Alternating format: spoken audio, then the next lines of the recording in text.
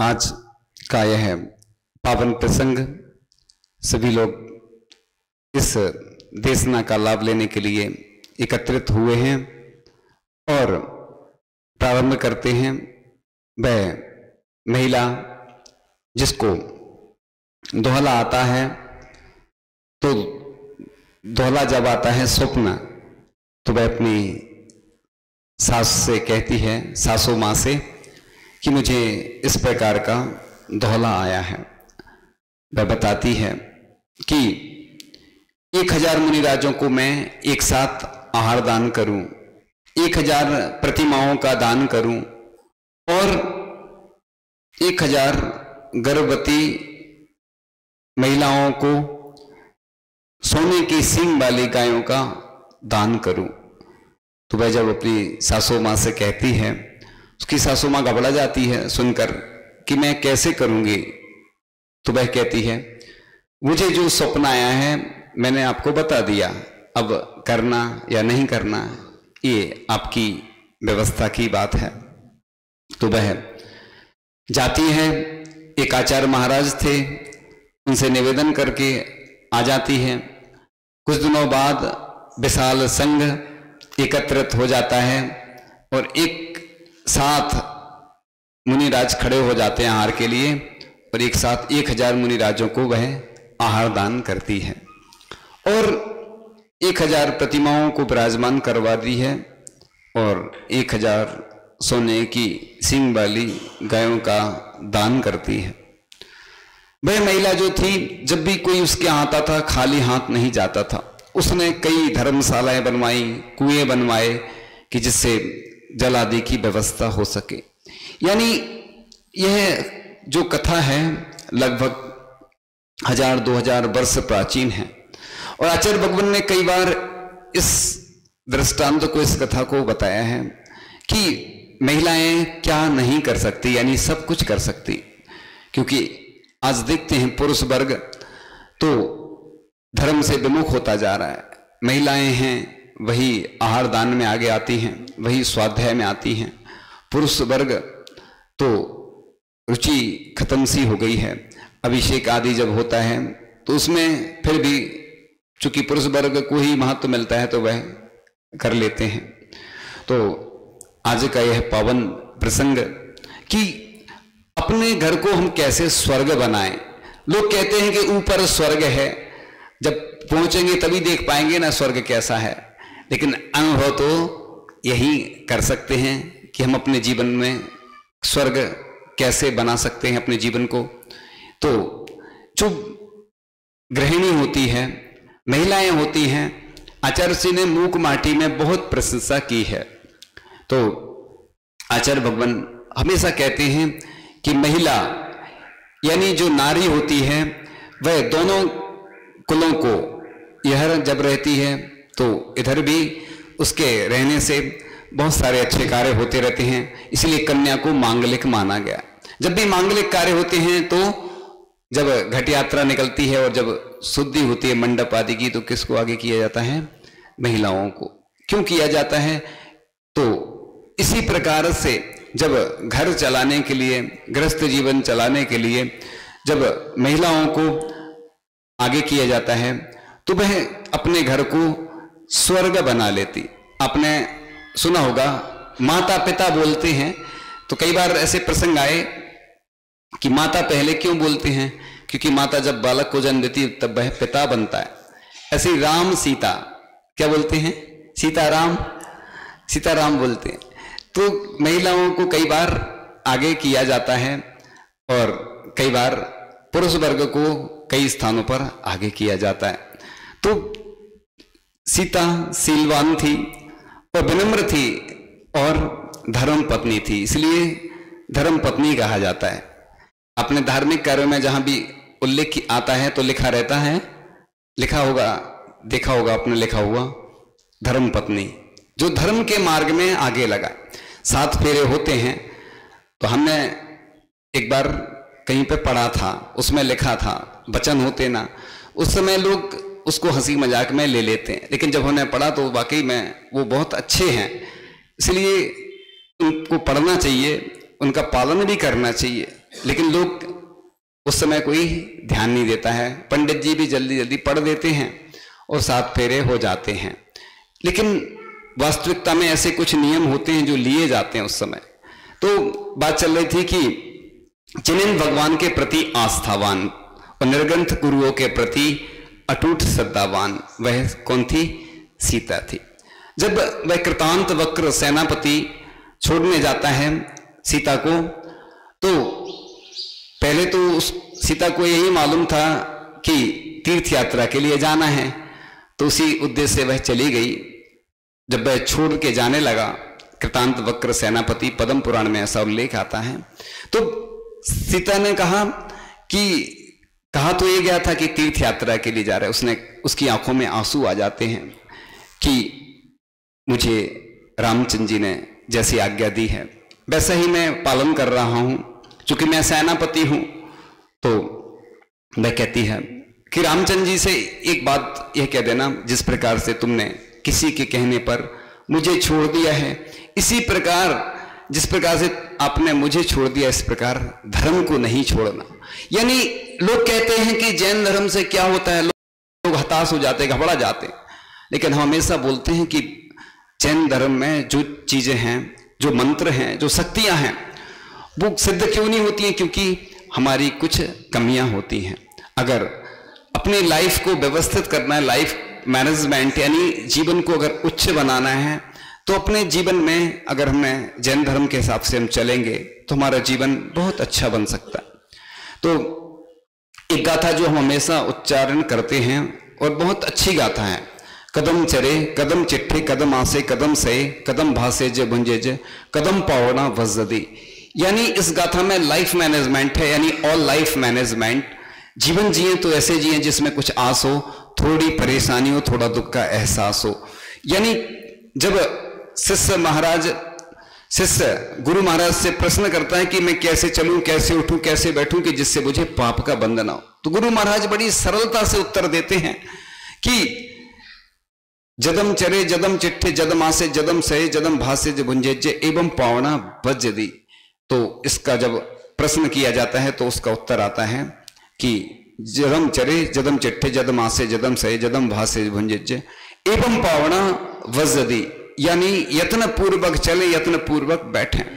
जब चातुर्मास का समय चलता है, अन्य समय भी ये सावधानी रखनी होती है कि जब जीव पूरे में ठसाठस जीव भरे हों और इतनी बहुलता हो जाती जीवों की, तो कम से कम प्रवृत्ति करना चाहिए। सिर्फ तीर्थ स्थान और साधुओं के दर्शन को छोड़कर जितना कम से कम प्रवृत्ति करेंगे, क्योंकि हम जब वाहन आदि से आप लोग जब चलते हैं, हम लोग भी जब पैदल विहार करते हैं, जब अभी तो नहीं चलता बिहार, तो देखते हैं कितने सारे जीवों की हिंसा हो जाती है।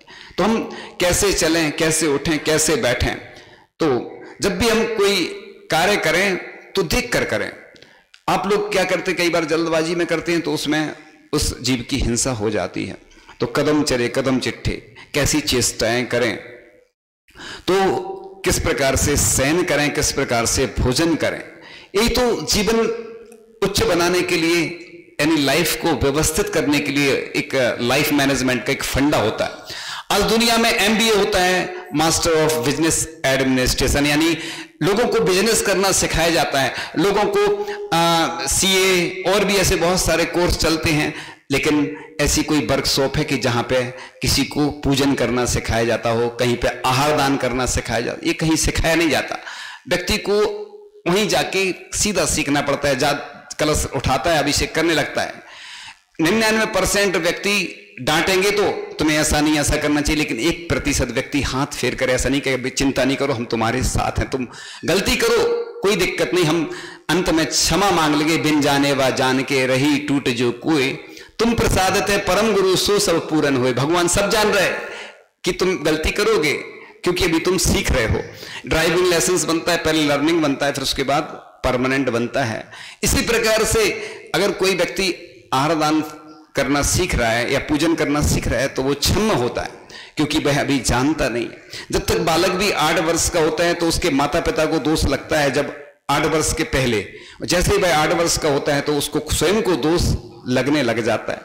तो इसी प्रकार से अगर कोई बहू आती है नई तो उसको सिखाना चाहिए क्योंकि लोग सिखाते नहीं हैं और डांटने लगते हैं, तो इसी कारण से विवाद होने लगते हैं। पूरी दुनिया में आज तलाक की नौबत आ रही है, लड़ाई झगड़े हो रहे हैं, तो कारण क्या है?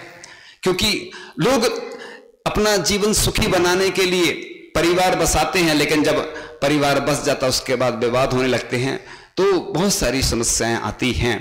तो ससुराल जाते समय पिता का सीता का लिए उपदेश कि सीता के पिता ने ससुराल जाते हुए सीता को उपदेश दिया, सीता ने उस देश का अक्षर से पालन किया, परिणाम आज भी सीता का नाम सम्मान के साथ लिया जाता है। अगर हम पद्म पुराण पढ़ते हैं या अन्य ग्रंथ पढ़ते हैं तो उनमें बहुत सारी ऐसी शिक्षाएं मिलती हैं, लेकिन समय तो रहता ही नहीं है, इसलिए पढ़ नहीं पाते हैं। वाकई में जब यह पद्म पुराण या जो पुराण ग्रंथ जब पढ़ते हैं, अभी आपने सुना भी होगा कि आचार्य श्री ने जब हम लोगों की दीक्षा हुई, और हम देखते थे कि जब हम लोग नवदीक्षित थे तो ABCD भी नहीं आती थी, और आचार्य श्री जी सीधी बड़ी बड़ी क्लास में बैठा देते, मतलब बैठ जाते थे हम लोग जो भी वरिष्ठ साधु रहते थे, तो कुछ समझ में नहीं आता था। और आचार्य भगवान इतने महान ग्रंथ पढ़ते थे कि जो सामान्य ग्रस्त तो छू भी नहीं सकते हैं, उन ग्रंथों को आचार्य श्री के मुख से सुनते थे, और ABCD आती नहीं थी। अब आपको मालूम है कि क्या स्थिति बनती होगी।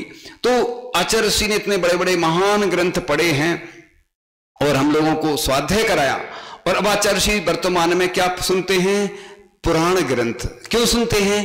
क्योंकि पुराण ग्रंथ में जो कथाएं मिलती हैं, जो दृष्टांत मिलते हैं, वो जीवन में बहु उपयोगी होते हैं।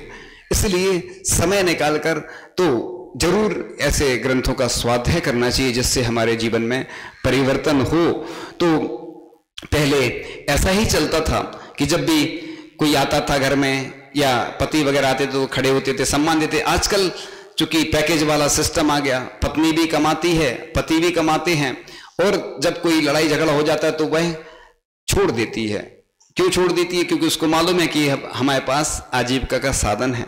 तो वर्तमान में जो सोच चल रही है, या जो बड़े बड़े नगरों में, विदेशों में जो पढ़ाई की पद्धति है, वह ऐसी ही है कि सिर्फ पढ़ाई तक ही सीमित है। लेकिन आचार्य भगवान ने कितनी करुणा उनके अंदर है, कितनी दया है कि उन्होंने प्रतिभा स्थली के माध्यम से शिक्षा के साथ संस्कार देने का जो प्रयास किया है, कि हमें सिर्फ बच्चियों को शिक्षा ही नहीं देना, उसके साथ संस्कार भी देना है, जिससे वह स्कूल का तो नाम रोशन करें, जब वह दूसरे परिवार में जाएं तो उधर भी अपना एक ऐसा स्थान बनाएं कि जहां भी जो अगर वह कन्या जाएगी तो अपने सुसंस्कार लेकर जाएगी, और इस घर का नाम रोशन तो करेगी ही, वह सभी लोग पूछेंगे कि यह कहां से आई है। तो इस प्रकार से ये नहीं है कि सिर्फ बहू का कर्तव्य है, सास भी वैसे बदल गई है मॉडर्न जमाने के हिसाब से। अब तो शिकायत कम आने लगी, पहले सासों की बहुत शिकायत आती थी, अब तो समस्या आने लगी क्योंकि मोबाइल है। अब वो क्या करती है, सास की बात रिकॉर्ड कर लेती। सास तो इतनी इंटेलिजेंट नहीं रहती है, वो समझती नहीं मोबाइल में, और बाद में कोई होता है तो सुना देती पूरी रिकॉर्ड करके। इसलिए बच के रहना भैया, सास को भी बचना है। बहुत समझदार हो गई है तो रिकॉर्ड कर लेती, अब वो सास को ब्लैकमेल करती फिर। तो इसलिए ऐसी सासों को भी अपनी बहू से बचना और बहुओं को सासों से बचना है, क्योंकि एक दूसरे के लिए दोनों खतरनाक साबित हो सकते हैं। तो आपका जीवन कैसे अच्छा बनेगा? इस जीवन को अगर अच्छा बनाना है, तो अपने जीवन को अगर व्यवस्थित करना है, तो एक दूसरे के पूरक बनकर रहना होगा, तभी यह जीवन अच्छा बनेगा। वात्सल होता है, वात्सल पर्व आता है रक्षाबंधन पे, तो बस वात्सल दिखा देते हैं। अकेला सिर्फ रक्षाबंधन पे थोड़ी, वो होली आती है तो होली पे, दिवाली आती दिवाली, तो दिवाली या जो भी त्योहार आते हैं वह तो चले जाते हैं, लेकिन प्रतिदिन हम होली मना सकते, प्रतिदिन दिवाली और प्रतिदिन रक्षाबंधन मना सकते, अगर हम अपने जीवन में अच्छा रहन सहन, साफ सुथरा वातावरण रखेंगे। तो एक सुलक्षणा नारी के 5 लक्षण होते हैं। आज्ञा विधायिनी, तुष्टा दक्षा, साध्वी विचक्षणा, एवि रेव गुणिरेक्ता, श्रीरेव स्त्रीन संशया। इसका अर्थ है जो आज्ञाकारिणी हो, संतुष्ट हो, दक्ष हो, साध्वी हो, प्रतिव्रता हो, विदुषी हो, इन गुणों से युक्त स्त्री लक्ष्मी ही है, इसमें संशय नहीं है। तो आज्ञा विधायिनी का अर्थ होता है कि जो देव सास गुरु की आज्ञा के अनुकूल हो, क्योंकि जब 7 फेरे लिए जाते, एक नियम ये भी होता है कि धर्म के मामले में स्वतंत्र रहेंगे।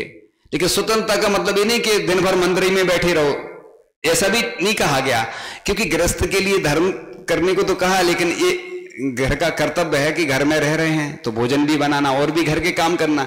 धर्म के लिए दोपहर में समय रहता है, जो फ्री समय रहता है वो अपना है, लेकिन जो सामूहिक कार्य होते हैं उसमें सबकी सहमति और जो व्यवस्था चलती है उसके हिसाब से काम करना चाहिए। तो चर्चा चल रही थी कि समाज के जो रीति रिवाज होते हैं और जो भी परिवार के रीति रिवाज होते हैं उनके हिसाब से चलना। कई बार कोई ज्यादा धर्म करता है, कई बार कोई कम करता है, तो तालमेल बिठाना बहुत मुश्किल हो जाता है। लेकिन अगर अपने जीवन को अच्छा बनाना है तो सबको लेकर चलना होगा, तभी हमारा जीवन अच्छा बनेगा। सो सदा तुष्टा यानी पुण्य और भाग्य से जो प्राप्त है।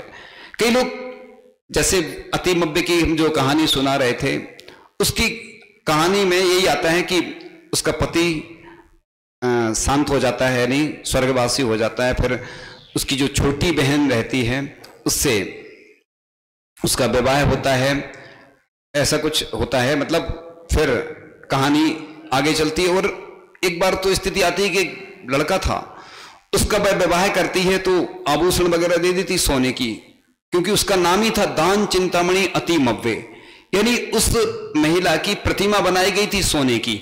अभी तक सुना आपने कि किसी महिला की प्रतिमा बनाई गई हो सोने की? तो आप देखिए कि मतलब उस इतनी प्रसिद्धि को प्राप्त हुई वह महिला कि उसकी सोने की प्रतिमा बनाई गई, यानी उसकी प्रसिद्धि पूरे में फैल गई थी, तो वह दान चिंतामणि के नाम से प्रसिद्धि को प्राप्त हुई। तो पुण्य और भाग्य से जो प्राप्त है उसमें संतोष धारण करने वाली हो, जो प्राप्त है वह पर्याप्त है, ऐसा गुण होना चाहिए। दक्षायना यानी भोजन आदि बनाने में दक्ष होना चाहिए। आज तो पुरुष वर्ग को भी भोजन बनाना सिखाना चाहिए, क्योंकि कब क्या स्थिति आ जाए, कोरोना जैसी स्थिति चल रही है, अन्य स्थिति आ जाती है तो कई बार बाहर रहना पड़ता है बच्चों को, कई बार अन्य स्थिति आ जाती है, तो ये जरूर सिखाना चाहिए। लेकिन कोई नहीं सिखाता, ना कोई सीखता है। तो आगे चल रही थी बात कि साध भी यानी स्वदार संतोष व्रत का पालन करने वाली हो और विचक्षणा यानी स्वाध्याय में पारंगत हो। तो जिस प्रकार से वह अतिमव्य नाम की या अन्य हमारी आदर्शमयी जो महिलाएं हुई हैं पुराण ग्रंथों में जिनके उल्लेख आते हैं, उन्होंने एक आदर्श जीवन जिया, स्थापित किया कि उसके कारण से उनका परिवार, उनका घर स्वर्ग बन गया। लोग कहते हैं कि उनके घर में विवाद होता है, उनके यहाँ नरक जैसा माहौल है, तो लोग कहते हैं कि स्वर्ग ऊपर है नरक नीचे, हम तो कहते हैं स्वर्ग भी यही है नरक भी यही है, क्योंकि अपना जीवन अपन जैसा जीते हैं वैसा ही स्वर्ग या नरक यहाँ बन जाता है। तो अपने जीवन को अगर स्वर्ग बनाना है तो हम वो भी बना सकते हैं। तो बात चल रही थी कि लोग कहते हैं कि मैं जो भी काम करता हूं विघ्न ही विघ्न आते हैं, चाहे वह सामाजिक कार्य हो, चाहे धार्मिक कार्य हो, चाहे गृहस्थ के कार्य हो। तो एक बहुत अच्छा श्लोक मिलता है कि प्रारंभते ना खलु विघ्न भयन निशहि प्रारंभ विघ्न भीता विरमंती मध्या विघ्न पुनः पुनरपि प्रतिहन्यमाना प्रारंभ चोत्त में जनहा ना परित्यजंती। यानी अधम प्रकृति के जो लोग होते हैं विघ्नों के भय से निश्चित ही किसी कार्य को प्रारंभ ही नहीं करते। कई लोग आलसी किस्म के लोग होते हैं तो वो कहते हैं यार बहुत विघ्न बाधाएं आएंगी, तो वो प्रारंभ ही नहीं करते हैं। और मध्यम कोटि के मनुष्य विघ्नों के आने पर प्रारंभ किए कार्य को बीच में छोड़ देते हैं, और कई लोग बीच में छोड़ देते हैं काम की, अब हो ही नहीं रहा, बहुत हम प्रयास कर चुके। किंतु उत्तम प्रकृति के मनुष्य बार बार विघ्न आने पर भी प्रारंभ किए हुए कार्य को नहीं छोड़ते हैं, अर्थात उसे पूरा ही करते हैं। मंजिल पर ही रुकना हमको हो कितनी भी दूर, लंबी राह नहीं कर सकती हमें कभी मजबूर। यानी जो आचार्य जैसे होते हैं ना कि जीत हो या हार हमेशा रहो तैयार, यानी बस जिद करो दुनिया बदलो। आज जमाना है, चाहे बच्चे पढ़ाई कर रहे हों और चाहे बिजनेस कर रहे हों, चाहे हम कोई भी धार्मिक जो मंदिर आदि के कार्य हों, बस ठानना पड़ता है। और प्रसिद्धि और विवाद एक दूसरे के पूरक हैं। यदि कोई व्यक्ति काम करता है, प्रसिद्धि मिलती, तो विवाद भी निश्चित रूप से होते ही हैं, क्योंकि किसी ने एक बहुत अच्छी पंक्ति कही थी कि सारा शहर उससे जलने लगा है क्योंकि उसका नाम भी चलने लगा है। तो क्या है कि जिसका नाम चलता है उससे लोग जलन भी करते हैं। होता है, जब व्यक्ति को प्रसिद्धि मिलती है, उसका नाम होता है, तो लोगों को जलन स्वाभाविक रूप से होती ही है। इसलिए कभी घबराना नहीं, डरना नहीं कि वो हमारी आलोचना करते हैं। आचार्य श्री कहते हैं ना, आलोचन से लोचन खुलते, सुस्वागत है। यानी एक व्यक्ति ने बहुत अच्छी बात कही थी कि सफलता आत्मविश्वास से मिलती है। सफलता के लिए धैर्य भी जरूरी है, धैर्य रखना पड़ता है। जब बड़े बाबा विराजमान हो रहे थे, कितनी सारी आपको मालूम है बाधाएं आई, लेकिन आचार्य भगवान को विश्वास था कि बड़े बाबा जरूर विराजमान होंगे। तो जिस चीज का जज्बा होता है, अगर आप दिल से चाह लें तो उसके लिए पूरी दुनिया झुक जाती है। जिद्दी होना पड़ता है, त्याग करने पड़ते हैं। जैसे आप कोई भी साधना करते हैं तो कष्ट होते हैं, परेशानियां होती हैं, उसके बाद सुकून मिलता है। जब प्रशंसा मिलती है तो मन हारकर मैदान नहीं जीत सकते और मैदान जीतकर मन को नहीं जीता जा सकता। ऐसे बहुत सारे महापुरुषों हैं जिनके हम जब भी दृष्टांत पढ़ते हैं, कथन पढ़ते हैं, तो लगता है कि जीवन में उन्होंने कैसे उन्नति प्राप्त की। तो उनके जीवन को आदर्श बनाकर हम अपने जीवन में सफलता प्राप्त कर सकते हैं। जीवन में मिले घावों को अपनी बुद्धिमानी में बदलें, क्योंकि जो माचिस होती है, एक तीली होती ना, उससे जब भी अगर उसका स्पर्श हो जाता है, जब माचिस से तीली का, तो कितनी बड़ी घटना हो सकती है, आग लग सकती है। और बुद्धिमान लोग होते हैं ना, उसको उपयोग में लाकर उसको चेंज करके बदल देते हैं। तो ये हमारे ऊपर है कि हम किसी व्यक्ति का अगर क्रोध किसी को आ रहा है, उसको अगर हम बुद्धिमानी से शांत स्वभाव में रहकर चाहें तो उस क्रोध को पी करके और अपने आप को परिवर्तित भी कर सकते हैं। तो कमजोर तब रुकते हैं जब थक जाते हैं, और विजेता तब रुकते हैं जब वो जीत जाते हैं। आज कई लोग सुसाइड कर लेते हैं हताश होकर। एक बस दृष्टांत देकर पूरी बात करेंगे। एक व्यक्ति था और वह हताश हो गया अपने जीवन से, तो मीडिया वाले उसको हाईलाइट करना चाहते थे। वो चूंकि प्रसिद्ध था व्यक्ति, जितने लोग बैठे हैं सभी जानते हैं उसको, उसका हम नाम नहीं लेंगे, लेकिन हो सकता है आप समझ भी जाएं। वो प्रसिद्ध व्यक्ति जो कि अपने जीवन से हताश हो गया था और उसके व्यापार में बहुत घाटा हो गया था। अब मीडिया वाले बोले कि अब हम आपको हाईलाइट करेंगे। मीडिया का तो काम ही होता है कि कोई अच्छी चीज होती तो हाईलाइट करते, और कोई ऐसी घटना होती तो वो हाईलाइट करते ही हैं, उनका काम ही है। तो बस मीडिया वालों ने उसको फोकस करने का सोचा, उसने मना किया, लेकिन उन्होंने फिर भी कर लिया। फिर उसको एक बात याद आई कि जो प्लेन चलाते हैं उनको ये सिखाया जाता है जब भी तूफान आए तो रुकना नहीं, चलते रहना, क्योंकि प्लेन अब हवा में चल रहा है, तूफान आ रहा है, तो रुकोगे तो नीचे आ जाएंगे। तो कहा जाता है कि धीमी गति से चलते रहो। तो जब भी पानी के जहाज भी होते हैं, तो जब भी तूफान आता है तो उनको भी यही प्रशिक्षण दिया जाता है, सिखाया जाता है। तो उसके जीवन में भी जब परेशानी आई, उसको घाटा लगा, दिवालिया हो गया वह, तो बस बाद में उसने प्राणायाम वगैरह शुरू किया। और आप देखते होंगे जब जिस व्यक्ति के साथ कोई घटना घटती, भोजन छोड़ देता है वह, लेकिन उसने सोचा कि अगर मैं भोजन नहीं करूंगा तो एक तो वैसे ही मैं परेशान हूं, टेंशन है, और भोजन नहीं जाएगा तो मानसिक रूप से और परेशानियां बढ़ जाएंगी। फिर उसने अच्छे से भोजन किया, प्राणायाम किया, और उसने यही सोचा कि जैसे सूर्य उगता है फिर अस्त होता है, फिर उगता है, दिन आता है, फिर रात आती है, फिर रात के बाद फिर दिन आता है, जीवन में ये तो परिवर्तन चलते रहते हैं। उसने शांति से अपने जीवन में बिल्कुल मौन रहा, किसी से कुछ नहीं बोला। जवाब नहीं देना ही लाजवाब है। और धीरे धीरे धीरे फिर उसने कोई दूसरा एक काम किया।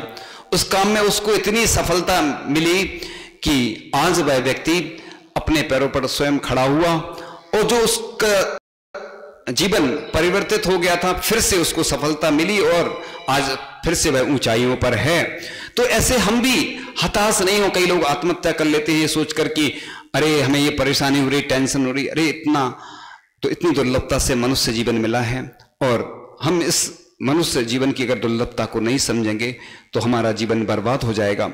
ये जीवन मिला है, ये हाथ मिले हैं परमात्मा की पूजन करने के लिए, भक्ति करने के लिए, जाप करने के लिए, अनुष्ठान करने के लिए। ये आंखें मिली हैं कि हम भगवान के दर्शन करें, गुरुओं के दर्शन करें, और ये शरीर पूरा इसलिए मिला है कि तन मिला है तुम तप करो, करो कर्म का नाश, रवि शशि से भी अधिक है तुम में दिव्य प्रकाश।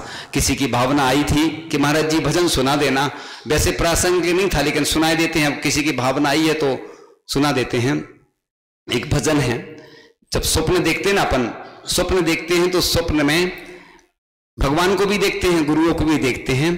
तो इसकी कुछ पंक्तियां हैं। आज रात सपने में मैंने आदिनाथ जी देखा, यानी आज सपने में आदिनाथ जी को देखा। आज रात सपने में मैंने आदिनाथ जी देखा, अजितनाथ जी थे नहीं देखा, एक ही हो गयो रे हिचकी आवे, हिचकी आवे प्रभु जी था कि याद सतावे रे हिचकी आवे। आज रात सपने में मैंने अचर श्री जी देखा, समय सागर जी थे नहीं देखा, एक ही हो गयो रे हिचकी आवे, हिचकी आवे गुरु जी था कि याद सतावे रे हिचकी आवे। हिचकी जब आती ना, किसी की याद आती है ना, तो किसी को देखा सपने में, किसी को नहीं देखा, एक कहीं हो गए रे, यानी राजस्थान का भजन है, ये क्या हो गया। तो इस प्रकार से किसी की भावना आई थी तो हमने आपको भजन सुनाया। आपके निमित्त से बहुत सारे लोग सुन लेंगे, देश में विदेश में सब जगह जो जहां बैठे हैं सब सुन लेंगे। आप एक व्यक्ति की भावना आती है लेकिन कई लोगों को उसका लाभ मिल जाता है। इन्हीं भावनाओं के साथ परम पूजाचार्य भगवान गुरुदेव शिक्षण विद्यासागर जी महामुनि राज की